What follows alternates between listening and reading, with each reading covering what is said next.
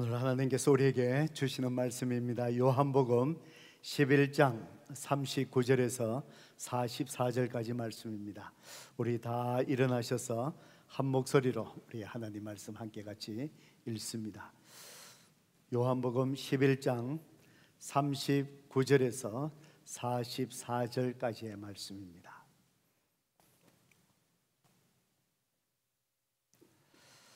우리 찾으셨으면 우리 한 목소리로 하나님 말씀 함께 같이 읽습니다. 39절부터입니다. 시작. 예수께서 이르시되 돌을 옮겨 놓으라 하시니 그 죽은 자의 누이 마르다가 이르되 주여 죽은 지가 나흘이 되었음에 벌써 냄새가 나니이다. 예수께서 이르시되 내 말이 네가 믿으면 하나님의 영광을 보리라 하지 아니하였느냐 하시니 돌을 옮겨 놓으니 예수께서 눈을 들어 우러러 보시고 이르시되 아버지여 내 말을 들으신 것을 감사하나이다. 항상 내 말을 들으시는 줄을 내가 알았나이다. 그러나 이 말씀 하옵는 것은 둘러선 무리를 위함이니 곧 아버지께서 나를 보내신 것을 그들로 믿게 하려 함이니이다. 이 말씀을 하시고 큰 소리로 나사로야 나오라 부르시니 죽은 자가 수족을 배로 동인 채로 나오는데 그 얼굴은 수건에 쌓였더라. 예수께서 이르시되 풀어놓아라 다니게 하라 하시니라. 아멘. 우리 말씀을 듣기 전에 성경절로 비들고 믿음으로 선포할까요? 시작. 주의 말씀은 내 인생의 빛입니다. 주의 말씀은 내 삶을 변화시키는 능력입니다. 주의 말씀에 내 마음문을 엽니다.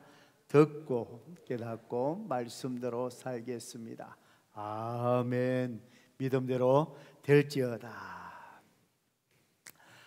오늘도 예배 가운데 나오신 모든 분들 주님의 이름으로 축복합니다. 11월은 감사의 계절이고 또 오는 주일은 우리가 1년에 한 번씩 또 하나님 앞에 또 한 해를 돌아보면서 특별히 감사함으로 영광 돌리는 추수감사절 또 예배 절기가 오는 주일입니다. 옛날에 제가 어릴 때 기억하면은 추수감사절 예배가 되면은 많은 분들이 이제 농사 짓는 분들이 많이 계셔서 그래서 추수감사절 예배 때 봉헌하는 이 제단에다가 배추 농사를 하시는 분들은 가장 큰 배추 아주 알이 꽉 차 있는 거 그걸 잘 정성껏 준비해서 하나님 앞에 드리고 또 제가 살았던 그 지역은 가수원이 참 많았습니다. 그래서 11월이 되면은 여러 종류의 그 사과들이 아주 잘 결실을 하게 되죠. 그 중에서 정말 가장 큰 거, 잘 익었는 거, 가장 큰 것을 이렇게 준비해서 또 봉헌드리고 그러했던 참 특별한 기억이 있습니다. 우리가 많은 분들이 또 농사를 짓는 것은 아니지만 또 1년을 돌아보면서 참 구석구석마다 하나님의 은혜가 아닌 것은 아무것도 없는 것 같아요. 우리에게 생명 주신 것, 또 건강 주신 것, 여러 가지 어려움 속에서도 또 믿음으로 잘 이겨 나올 수 있게끔 힘을 주신 것, 또 우리 자녀들을 또 잘 자라게 해 주신 것, 이 모든 것들이 다 하나님이 주신 또 은혜 속에 우리가 있는 줄로 압니다. 그래서 우리가 매일같이 하나님 앞에 은혜로 감사드려야 되지만 특별히 이 11월 이 계절에 우리의 감사 생활을 돌아보면서 하나님 앞에 더 풍성하게 올려드리는 감사가 회복되기를 주님의 이름으로 축복합니다. 오늘 특별히 우리가 잘 아는 이 본문의 말씀을 통해서 우리의 감사 생활에 대해서 하나님께서 특별히 우리에게 어떤 말씀을 해 주실까요? 설교 제목을 저를 따라서 같이 한번 해보시겠습니다. 기적이 임하는 감사 생활. 한 번 더 해보실까요? 기적이 임하는 감사 생활. 그렇습니다. 감사 생활 속에 기적이 임한다. 기적이 임한다라는 그 의미는 감사하는 곳에 하나님의 특별한 일하심, 역사하심이 있다라는 그런 의미입니다. 오늘 이 말씀을 들으면서 내 생활 속에 정말 또 하나님 앞에 올려드리는 감사 생활이 어떠한가, 내 생활 속에 또 하나님이 특별히 역사하시는 그 은혜가 무엇인가, 우리 자신을 오늘 또 돌아보기를 또 간절히 바라겠습니다. 유대인의 탈무드에 보면은 이런 말이 있습니다. 세상에서 가장 현명한 사람은 배우는 사람이고, 세상에서 가장 강한 사람은 자기 자신을 이기는 사람이며, 그리고 세상에서 가장 행복한 사람은 범사에 감사하며 사는 사람이다라고 그렇게 말을 합니다. 여러분, 정말 이 세상의 모든 사람들이 다 행복해지기를 원하지요. 그래서 행복이라는 것은 범사에 모든 일에 감사하지 못할 환경 속에서도 하나님 앞에 감사하는 생활을 하는 사람이 이 세상에서 가장 행복을 누리게 된다. 여러분, 정말 그런 것 같습니다. 동의가 됩니다. 어떤 환경 속에서도, 어려운 환경 속에서 하나님 앞에 감사하면은 어떻습니까? 내 속에 하나님이 주시는 만족함이 있습니다. 그러니까 우리가 있고 없고 소유의 관계 없이 하나님 앞에 만족함으로 감사할 수 있는 것, 그것이 행복이 아니겠습니까? 많은 사람들이 원망하며 불평하고 또 감사하지 못하는 이유가 무엇일까요? 내가 있는 것에, 하나님이 이미 주신 것에 감사하지 못하고 또 없는 것에, 부족한 것에 자꾸 이렇게 더 바라고 또 아쉬워하다 보면은 감사하지 못한 것들, 행복을 누리지 못하는 것들이에요. 또 감사하는 것이 참 모든 것에 행복한 것은 바로 하나님 앞에 오늘 설교의 제목처럼 우리가 감사 생활을 할 때에 우리의 삶 속에 하나님께서 주시는 특별한 은혜와 역사하심이 있기 때문에 범사에 감사하는 사람이 행복을 누리지 않을까, 그런 생각을 해봅니다. 오늘 특별히 우리가 읽었던 이 요한복음 11장에 나오는 이 말씀이 오늘 우리의 감사 생활이 왜 중요한지, 왜 행복을 누리게 되는지를 잘 가르쳐 주시는 말씀이 오늘 요한복음 11장이 아닐까, 그런 생각을 합니다. 요한복음 11장에 보면은 죽었던 나사로가 또 예수님을 통해서 살아나는 그런 참 기적 같은 사건이 이 요한복음 11장에 잘 기록되어 있습니다. 하나님께서, 참 예수님께서 특별히 나사로의 이 가족들을 참 사랑하셨던 것 같아요. 그래서 나사로의 두 여동생 마르다와 마리아가 있었지요. 이들이 예루살렘에서 가까운 베다니에 살고 있었습니다. 그래서 예수님께서 예루살렘으로 올라가실 때마다 꼭 이 베다니 여기에 들리셔서 이 가족들하고 또 친밀한 또 관계를 가졌고, 또 예수님이 특별히 사랑했던 그런 가족들의 관계가 있었던 그런 사람들입니다. 그런데 어느 날 마르다와 마리아의 오빠 이 나사로가 아주 위독하게 되었습니다. 그래서 예수님이 멀리 먼 곳에 계시지 않고 이 베다니에서 가까운 곳에 예수님이 계셨기에, 그래서 두 여동생의 오빠가 위독하니까 사람을 보내갖고 우리 오빠가 위독하니까 예수님 빨리 오셔서 좀 이렇게 기도하고 치유해 주세요라고 사람을 보냈습니다. 그러니까 이 마르다와 마리아가 예수님하고 평소에 가깝게 지냈으니까 예수님께서 이 말씀을 들으면 빨리 돌아오시겠지, 그리고 예수님께서 가시는 곳곳마다 병든 자들, 약한 자들 많이 또 고쳐주시고 그러시니까, 우리하고는 특별히 가까운 사이니까 예수님이 빨리 오셔서 우리 오라버니를 치유해 주시겠다라는 그런 큰 기대감이 있었겠지 않겠습니까? 그런데 사람을 보내서 기별을 했는데 그 소식을 듣고 예수님이 의도적으로 더 시간을 지체하고 가시지 않는 것입니다. 분명히 예수님께서 하시고자 하는 계획이 있으셨죠. 이 11장의 이 말씀을 다 이렇게 읽어보면은 예수님께서 일부러 빨리 가지 않고 죽기까지 기다렸었던 그 이유가 바로 뭐냐? 예수님은 나사로를 죽음에서 살리심을 통해서 당신이 이 땅에 메시아로 오신 하나님의 아들이신 것을 그 가족뿐만 아니라 그 주위에 있는 모든 사람에게 당신을 드러내시고자 하시는 그런 하나님의 특별한 계획이 아마 있었습니다. 그런데 마르다와 마리아는 그것을 알 수가 없는 것이지요. 그래서 자기 오빠가 죽고 난 다음에 나흘이나 4일이나 지나서 장사를 다 지냈는데 시체가 썩어서 썩은 냄새가 날 그런 지경이 이르는데 그때서야 예수님이 오시는 거예요. 그래서 마르다가 예수님이 오신다는 소식을 듣고 뛰어나가서 예수님을 맞이하고 발에 참 엎드려서 흐느끼지요. 아마 그 흐느낌 속에는 왜 예수님이 지금 오셨습니까? 우리 오빠가 죽고 난 다음에 오시면 무슨 소용이 있습니까? 그런 원망이 있었긴 그런 참 울음이겠지요. 그러면서 또 생각을 해봅니다. 성경은 기록되지 않지만 이 마르다가 울면서 예수님을 원망했던 그 마음이 정말 상상을 해봅니다. 예수님 정말 저희 집에 오셨을 때 그때 제가 밥을 지어서 예수님이 드신 밥만 몇 그릇입니까? 막 이런 생각이 아마 안 들었겠습니까? 성도 여러분, 그렇습니다. 우리가 힘들고 어려울 때 주님 앞에 기도하면서 주님 도와주세요, 도와주세요 이렇게 기도하다 보면은 때로는 하나님께서 내 소원, 내 아픔을 어루만져 주시지 않고 응답하시지 아니하실 때 그때 어떻습니까? 우리도 하나님을 향하여 원망하는 마음이 들 때가 있습니다.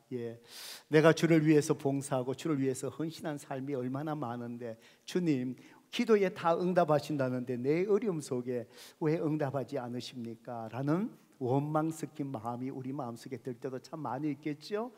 성도 여러분, 그렇지만 분명히 아셔야 될 것은 바로 나사로를 살리심을 통해서 주님이 영광 받으시고자 하시는 놀라운 계획, 우리가 알지 못하는, 그들이 알지 못하는 계획이 있으셨던 것처럼 오늘도 우리 삶 속에 일어나는 일들 다 이해하지 못한다 할지라도 분명히 하나님은 우리를 사랑하시기에 그 일들을 통해서 하나님은 또 다르게 이루고자 하시는 하나님의 계획이 분명히 있는 줄로 믿습니다. 여러분, 이 사건 속에서 주님이 정말 이 나사로를 죽은 가운데서 다시 살리시는 이 하나님의 놀라운 계획 속에 이루어 가시는 이 사건, 이런 기적과 같은 일들이 어떤 가운데 하나님께서 역사하시고 이 일들이 일어나게 되었을까요?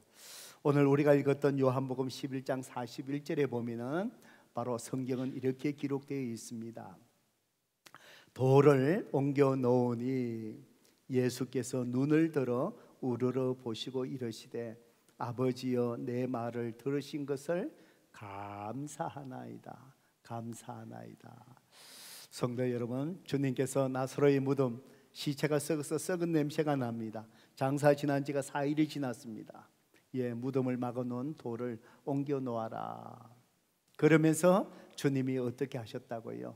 이제 기도합니다. 아버지여 내 말을 들으신 것을 감사하나이다.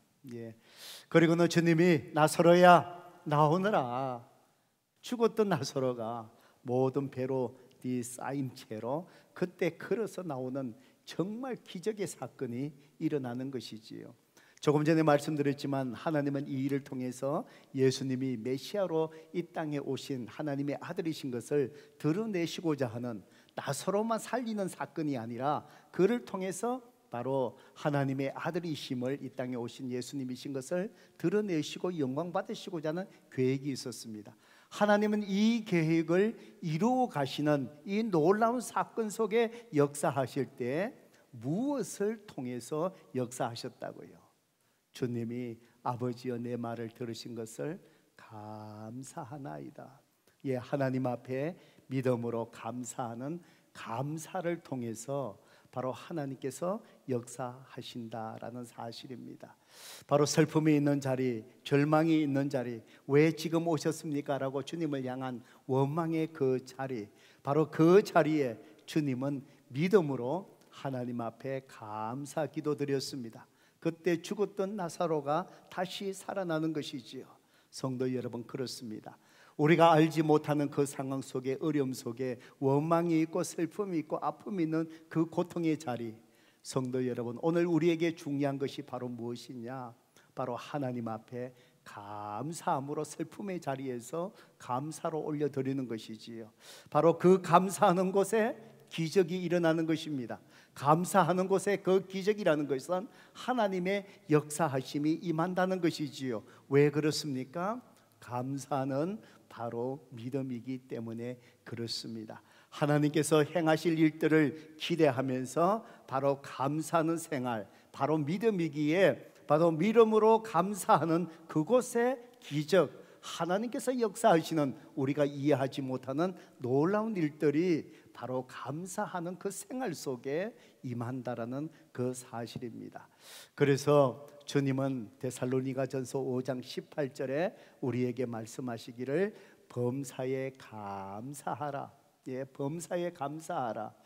감사할 일도 하나님 앞에 당연히 감사해야 되지만 우리가 감사하지 못할 이 세상적인 여러 가지 삶의 아픔과 고통, 절망과 그 위기 속에서도 주님은 감사해라. 그러면서 범사에 감사하는 것이 내 뜻이다 라고 말씀하시면서 명령하시는 이유, 바로 슬픔의 자리, 절망의 자리, 힘든 자리에서도 우리가 믿음으로 하나님 앞에 감사할 때 바로 그 자리에 하나님께서 역사하시고 우리가 생각지 못하는 놀라운 일들을 통하여 하나님의 영광을 드러내시고 바로 감사의 기적을 우리로 하여금 경험하게 하시기 때문에 그렇습니다. 성도 여러분, 오늘 하나님 앞에 예배드리는 여러분의 삶 속에 아직도 여러 가지 어려움 속에 있는 분들 분명히 있을 것입니다. 아직도 눈가에 눈물이 마르지 않는 상태 속에 하나님 앞에 나와 예배드리는 또 여러분 계실 줄 모르겠습니다. 지난밤에 또 잠을 자면서 또 긴 밤을 잠 못 이루지 못하고 염려 걱정 속에서 정말 또 잠을 보채고 또 그러신 분들도 이 자리에 있을 줄 모르겠습니다. 이제는 여러 가지 힘들고 어려운 일들이 시작되지만 아직도 그 힘든 시간을 또 지나가야 될 남은 시간들이 많이 기다리고 있는 그 상황 속에 있는 성도님들도 있을 줄로 믿습니다. 성도 여러분, 오늘 성령 하나님께서 저와 여러분에게 말씀합니다. 그럼에도 불구하고 주님처럼 하나님 앞에 바로 감사하라라고 말씀하십니다. 오늘 믿음으로 하나님 앞에 감사가 회복되고 또 나사로가 죽었던 나사로가 살아나는 것처럼 바로 믿음으로 감사하는 여러분의 삶 속에 하나님께서 일하시는 놀라운 기적과 같은 하나님의 역사하심이 여러분 가운데 경험되기를 주님의 이름으로 축복합니다.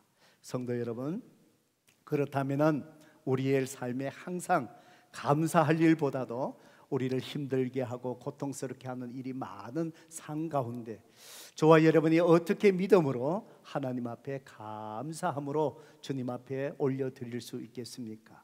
저는 오늘 주님께서 믿음으로 하나님 앞에 감사 기도드리고 죽은 나사로가 다시 살아나는 역사를 통해서 저와 여러분에게 주님께서 오늘 두 가지를 오늘 말씀해 주신 것을 봤습니다. 첫 번째로 어떤 상황 속에서도 하나님 앞에 믿음의 감사를 통해 기적을 경험하려면 41절의 말씀입니다. 어떤 상황 속에서도 믿음으로 감사의 조건을 찾아서 하나님 앞에 감사하라라고 하나님께서 우리에게 말씀합니다. 여러분, 요한복음 11장 41절의 말씀을 다시 한번 같이 한번 볼까요?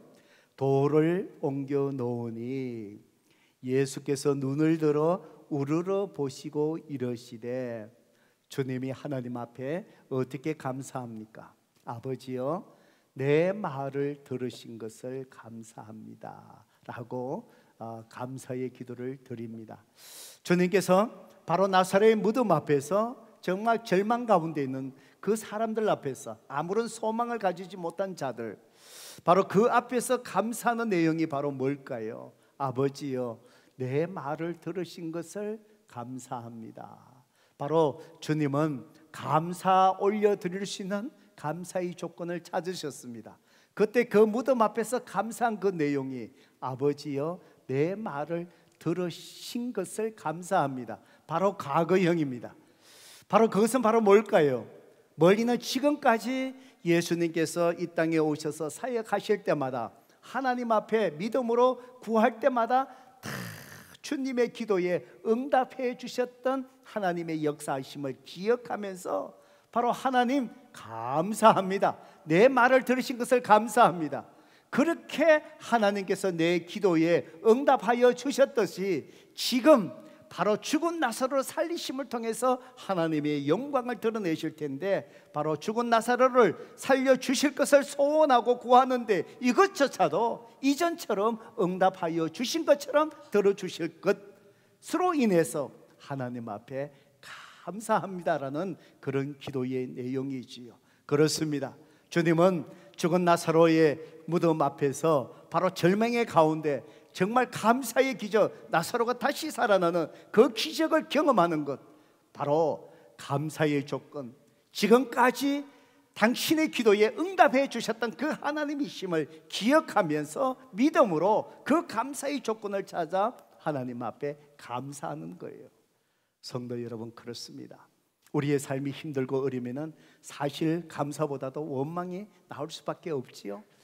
많은 분들이 갑자기 충격적인 일을 겪으면은 Why me? 왜 하나님 나에게 이런 일들이 일어나냐는 이 불평의 소리, 원망의 소리가 누구에게나 먼저 튀어나올 수 있는 것이죠. 그럴 때일수록 우리의 고통의 깊은 밤이 깊어질수록 오늘 저와 여러분의 하나님 앞에 그럼에도 불구하고 감사의 기적, 하나님의 역사심을 경험하려면 그 속에서도 하나님 앞에 드릴 수 있는 감사의 조건을 우리는 억지로라도 찾아내어서 하나님 앞에 믿음으로 감사해야 된다는 사실입니다. 여러분, 많은 사람들이 왜 하나님 앞에 감사하지 못할까요? 그 이유는 하나님 앞에 감사의 일들을 헤아리지 않기 때문입니다. 감사의 조건들을 찾지 않으려고 하기 때문에 그렇습니다. 여러분, 매일같이 여러분이 깨끗한 물을 마신다는 사실로 인해서 하나님 앞에 감사하신 적이 계십니까? 여러분, 이것이 얼마나 하나님 앞에 감사할 수 있는 조건인 줄 아십니까? 깨끗한 물을 매일같이 마시지 못하는 사람이 이 세상에, 성도 여러분, 10억이나 있답니다. 예, 작은 숫자가 아니지요. 여러분, 아프리카에 가보세요. 우물 파주기 사역을 하시는 분들 보셔요. 예, 물이 없어서요. 예, 고인 정말 더러운 그물조차도 귀해서 그 물을 정말 마시는 것이죠. 그물독이 없어서 못 마시니까. 이 세상에 매일같이 깨끗한 물을 마시지 못해서 물이 없어서 고통당하는 자들이 10억이나 있다는 것이지요. 그걸 생각한다면 오늘 우리가 이렇게 물을 마실 수 있는 그 자체만 이래도 하나님 앞에 얼마나 감사한 일들인지요.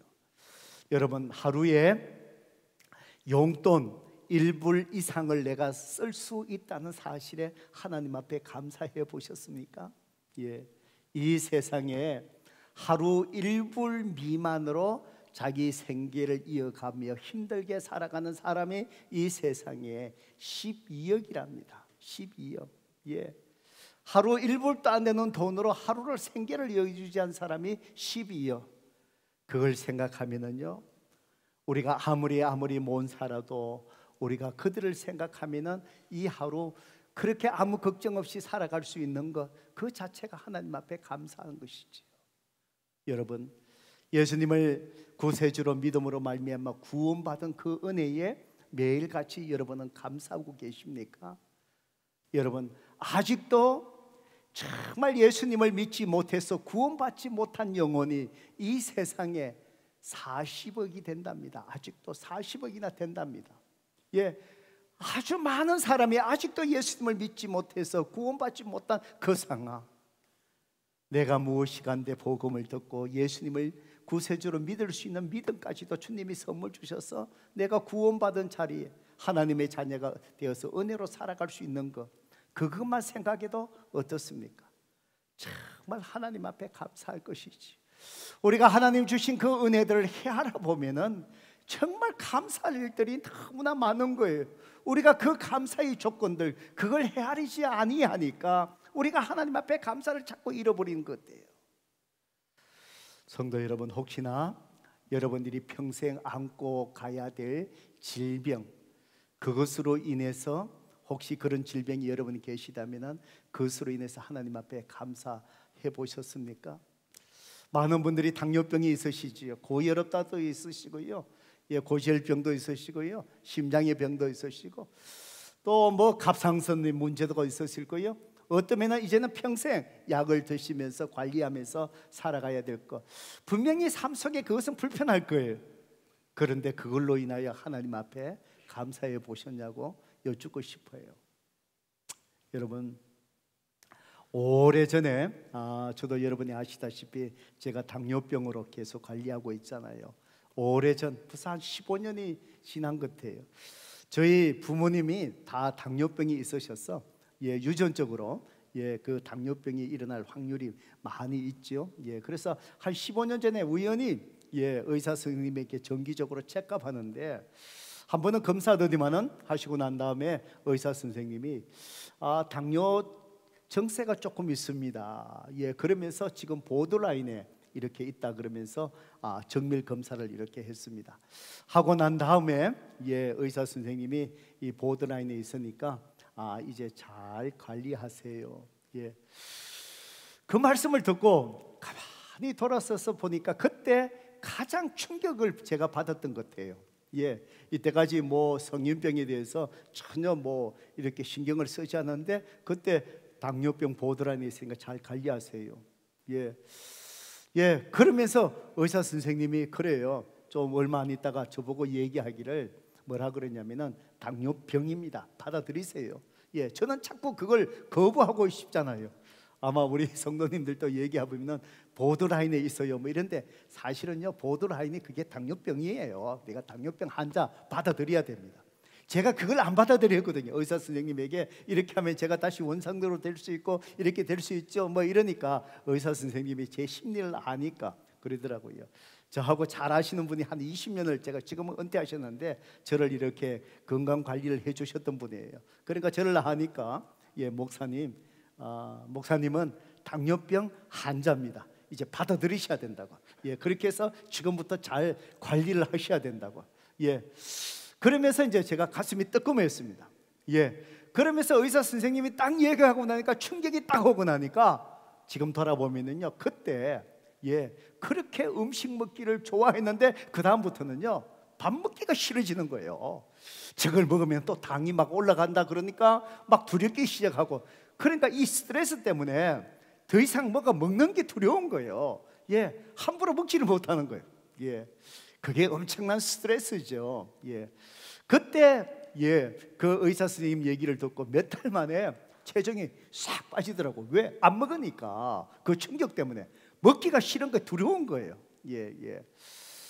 그러면서 이 평생 동안에 이 당뇨를 잘 관리하면서 가야 된다. 엄청난 스트레스가 충격받았죠. 그러다가 의사 선생님이 당뇨 클래스도 보내갖고요 이틀 동안 꼬박 하루 8시간, 16시간 당뇨가 무엇이고 어떻게 생기고 음식을 볼 때 그 인그레디언트를 뭘 봐야 되고 어떻게 당을 섭취를 해야 되고 조정을 해야 되고 못 먹을 게 없는데 다 먹을 수 있는데 어떻게 그 슈가 레벨을 조정해야 되고 뭐 이런 것들을 다 배우고 나고요. 그리고는 또 여러 가지 이제 정보들을 통해서 또 건강을 어떻게 관리해야 되는가 이렇게 또 배우기도 하고 그러다가 한 번은요 다큐멘터리로 나온 텔레비전에 그걸 한번 보게 됐어요. 한국의 유명한 중견 탤런트 분이셨어요. 연세가 많으신 분이에요. 그분이 건강하게 생활하신 그걸 다큐멘터리로 이제 보여주신 거예요. 그런데 이분이 이제 자기를 소개하는 거예요. 옛날에 오래전에 자기가 당뇨가 굉장히 심했대요. 심해갖고 지금 한 20년 이상이 훨씬 지났는데 지금도 어떤 사람들보다도 건강하게 자기가 생활하고 있다. 자기 나이에 연세에 있는 분들은 일찍 세상 떠나신 분도 있고 지금 건강이 뭐 자기보다도 건강했는데도 안 좋아갖고 뭐 계시는 분들도 많이 있는데 자기는 어느 때보다도 지금 건강하게 생활하고 있다. 그러면서 이제 운동도 하고 음식 조절도 하고 여러 가지 하면서 지금 누구보다도 건강한 생활을 하고 있다. 그렇게 이제 자기를 이제 소개하면서 이분이 그러시더라고요. 자기는 오래전에 이 당뇨가 이 심해서 발병이 돼갖고 그걸 알게 되고, 오히려 지금 돌아보니까 자기가 당뇨병으로 인해서 오히려 감사하고 있다, 그런 말씀을 하시는 거예요. 그분의 의미는 그거예요. 당뇨병 병 자체가 그게 뭐 감사할 일은 아니지요. 이왕이면 건강하게 살아야 되지요. 그런데 당뇨병이 자기에게 발병됐지만, 그렇지만 그걸로 인해서 오히려 감사하다. 왜냐하면 그것 때문에 자기가 건강관리를 더 잘할 수 있었다. 음식도 조절하고 운동도 하고, 그러다 보니까 다른 건강한 어떤 자기 친구들, 다른 사람들보다도 지금 더 자기 자신이 건강하게 생활하고 있었어. 오히려 그것 때문에 더 건강을 유지할 수 있어서 오히려 감사했다.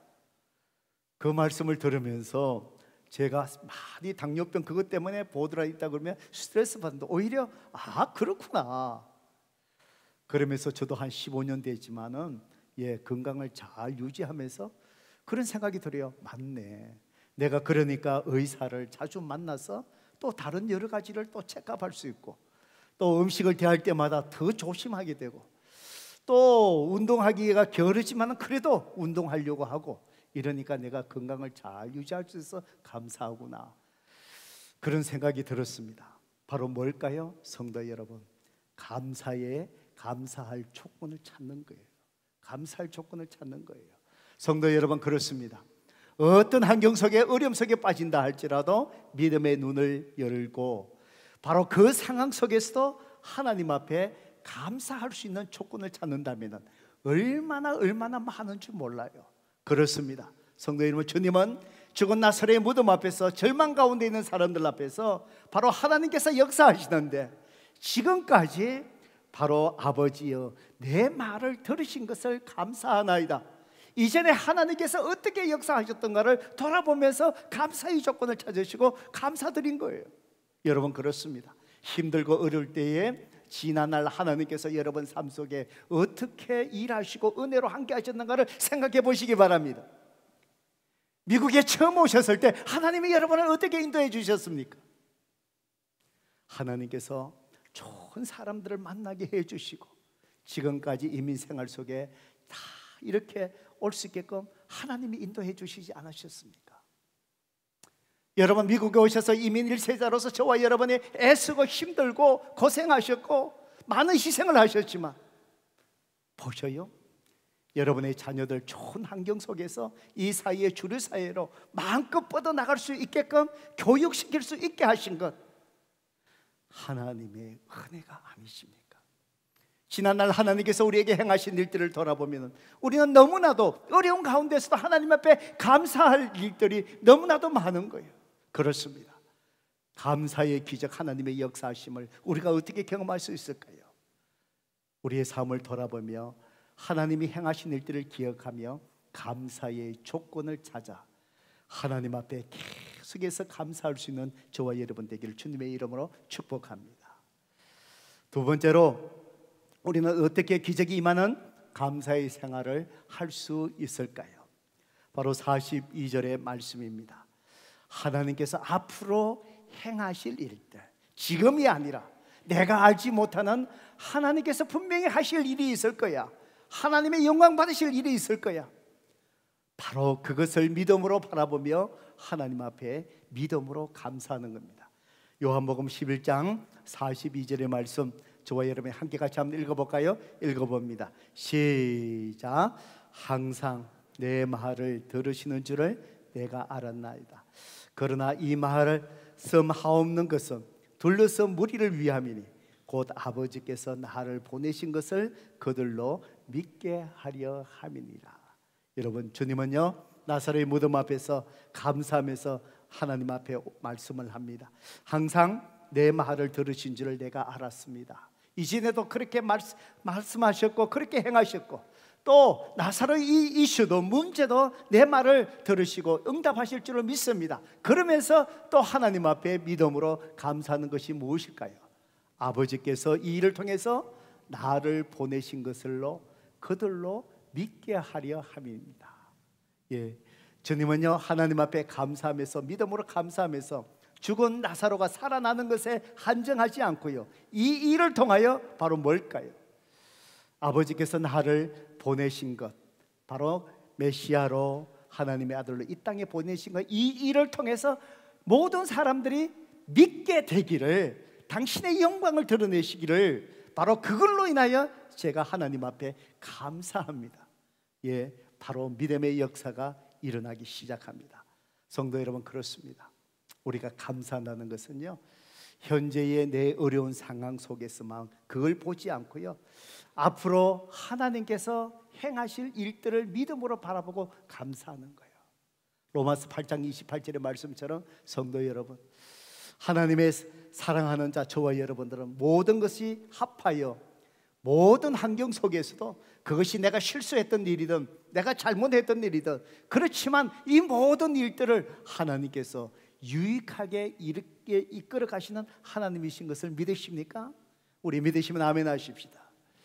그러면은요, 그 믿음으로 내가 이해하지 않는 상황 속에서 하나님 앞에 영광 돌리는 거예요. 감사할 수 있는 것입니다. 하나님은 분명히 이 일을 통해서 그 일을 다시 원상대로 회복시킬 수 없다 할지라도, 그렇게 아니하신다 할지라도, 하나님은요, 이 상황을 통해서 하나님께서 더 유익한 길로 하나님께서 우리를 이끌어 가시기 때문입니다. 그것으로 인하여 믿음으로 감사하는 거예요. 성도 여러분, 여러분이 힘들고 어려울 때마다 하나님 앞에 행하시 그 일로 인하여 믿음으로 감사하는데, 여러분, 그 중에 하나 중요한 일들이 무엇인 줄 아십니까?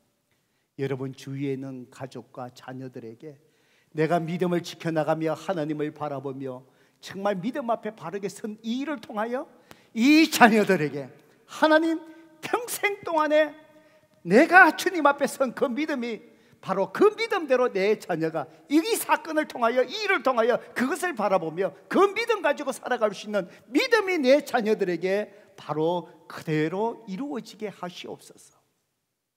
하나님은요, 우리가 그 일을 회복시켜 주시지 않는다 할지라도 믿음으로 바르게 선 그것을 통하여 내 자녀가 그것을 바라보며 어려울 때마다, 내 어머니처럼 내 아버지처럼 힘들 때 이렇게 하나님 앞에 믿음으로 구하며 주를 바라보아야 되겠구나.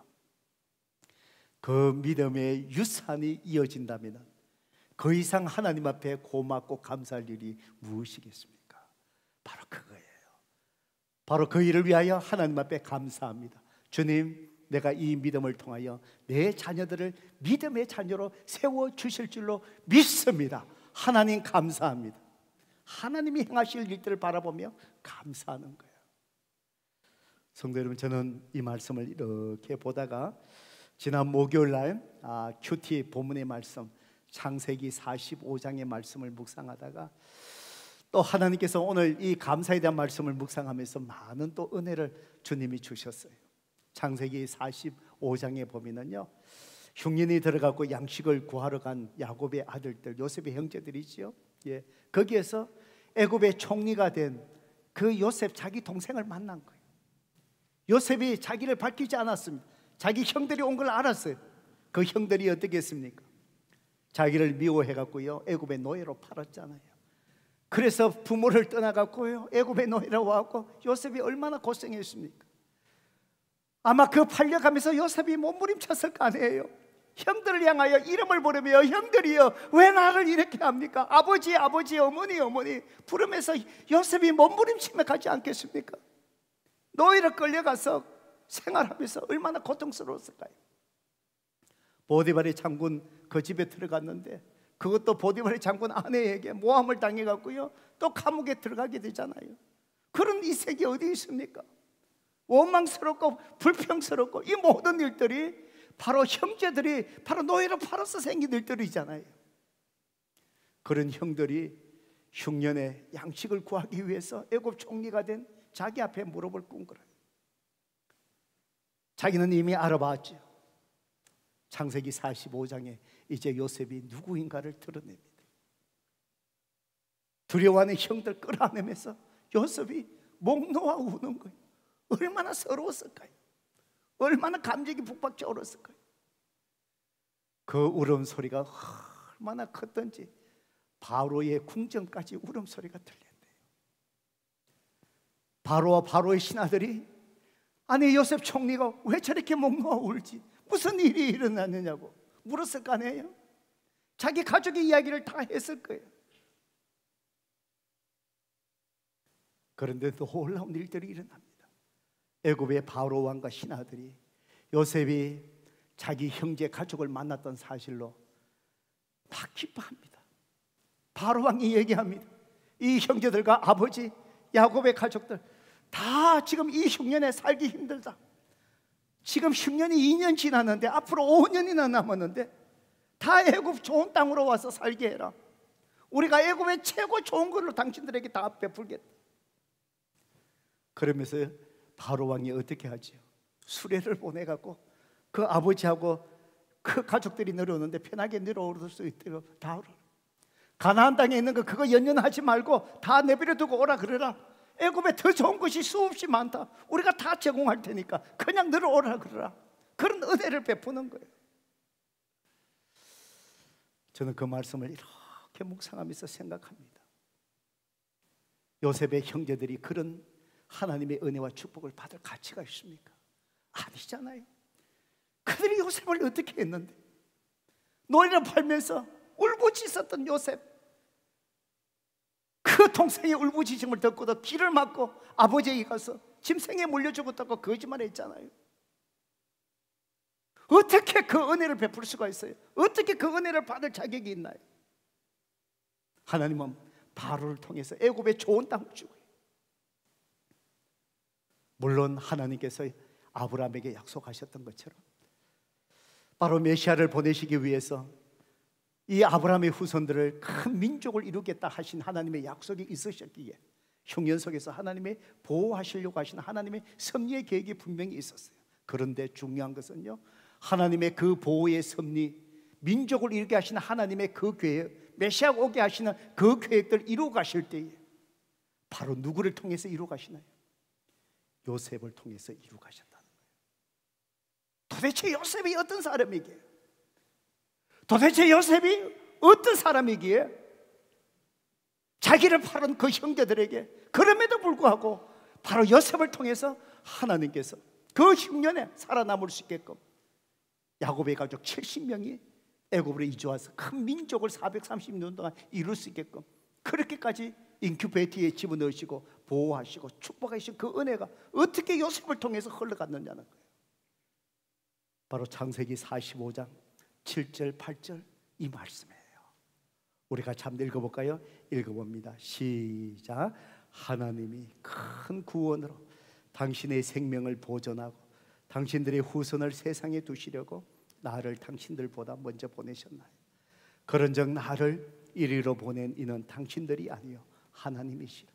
하나님이 나를 바로에게 아버지로 삼으시고 그 온 집의 주로 삼으시며 애굽 온 땅의 통치자로 삼으셨나이다.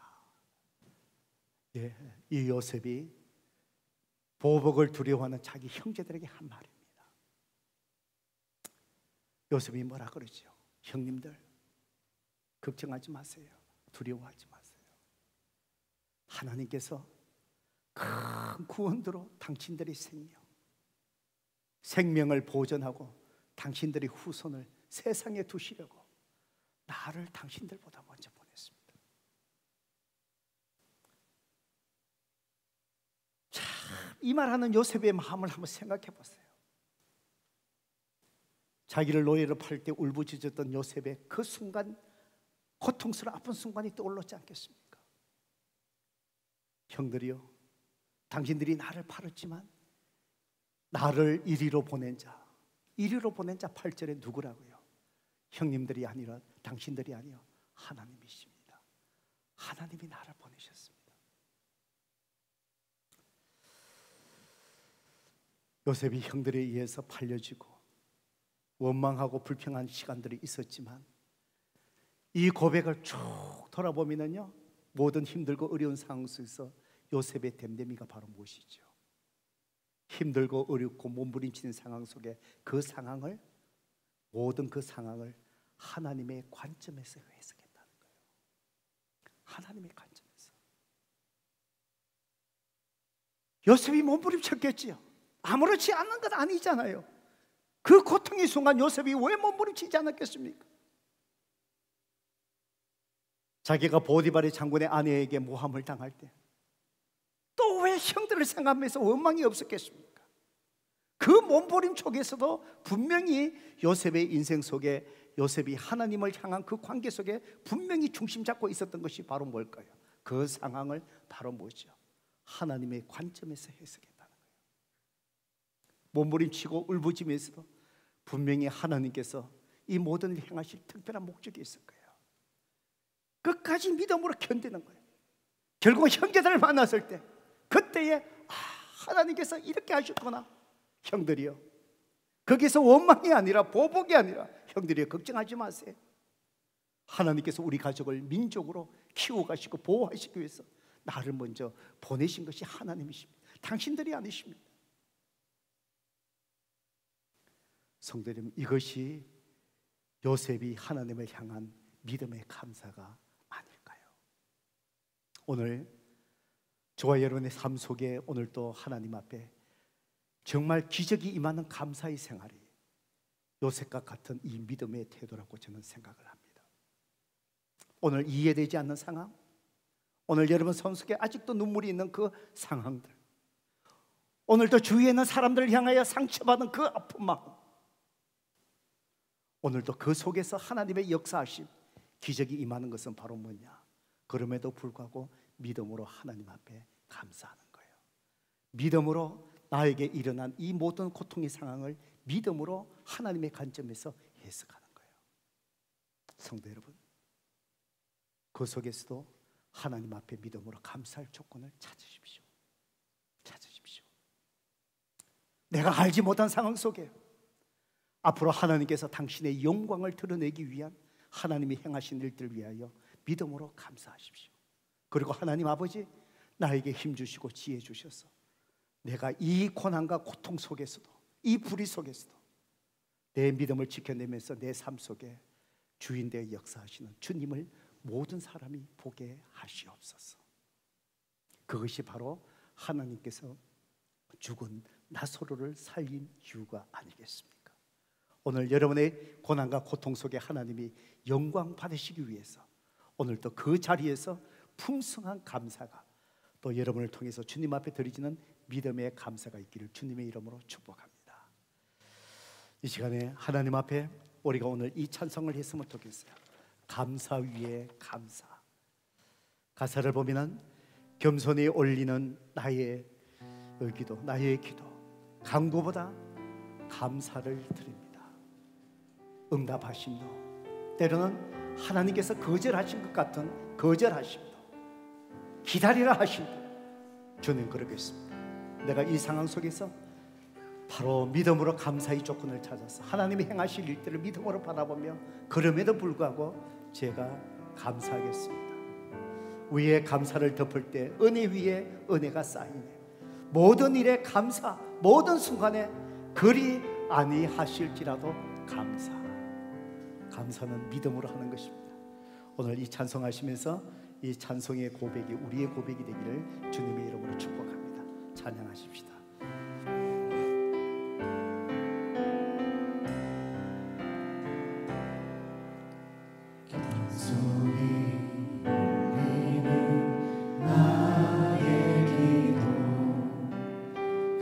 그보다 감사를 드립니다. 응답하심도 거절하심도 기다리라 하심도 그저 감사. 간절히 울리는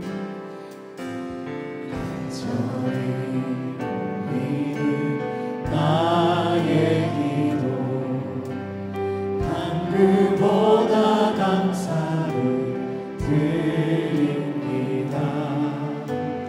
기쁜 날에도 고통 중에도 주가 일하심을 믿으며 감사. 감사 위에 감사를 덮을 때